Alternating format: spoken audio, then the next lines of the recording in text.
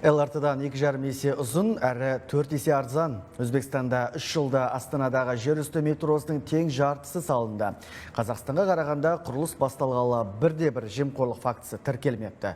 Өзбектер жобаға шетелдік компанияларды араластырмай өздері салып жатыр. Көрші елдің жер үсті метросының бұдан да өзге ерекшеліктері жайында Ташкенттегі меншікті тілшіміз Маржан Жұмабай айтып береді.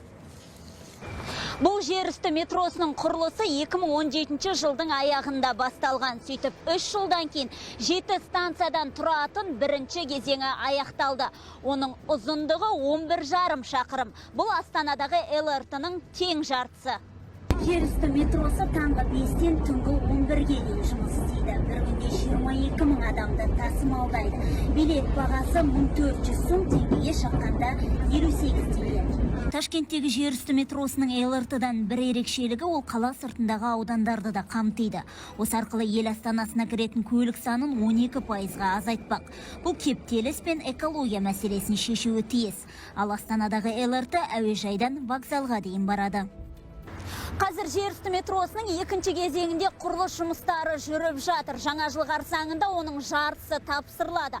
Ал наурызға дейін толығымен дайын болады. Айта кететіні, мұнда Қазақстандағыдай қаржы жетпей жатыр, аз демейді екен. Керісінше, бұл екінші этапқа бастапқыда $127 миллион сұралған.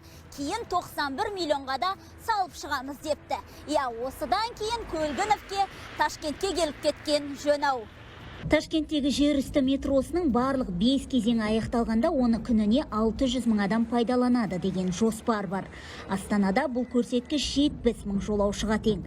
Екі бас қаладағы халық санының айырмашылығы 1,5 миллион адам. Мана метролар түсті.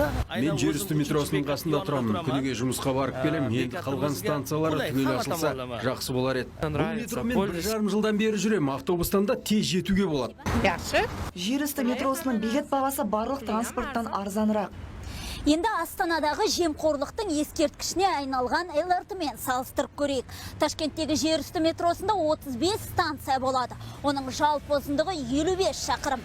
Ал Қазақстанда ЛРТ-да жылдан жылға аялдама саны азайып 11-ге жетті. Ал жалпы ұзындығы небәрі 22 шақырым. Өзбекстандықтар өздері салып жатыр бұл жер үсті метросын. Ал бізде қытайлық компанияны тартып еді. Өзбекстанда бұл жобаға $354 миллион бөлді. Ал бізде жарты жолда 6 миллиард теңге желінді. Ал жобаның аяқталуына әлі $1 миллиард керек. Өзбекстанда құрылыс жұмыстары 5 жыл бұрын басталды. Ал бізге 10 жылдан асты. Осы аралықта Астананы Тасмағамбетовтен бастап Көлгіновке дейін 7 әкім басқарды. Қаланың атауы да бір рет өзгеріп үлгерді.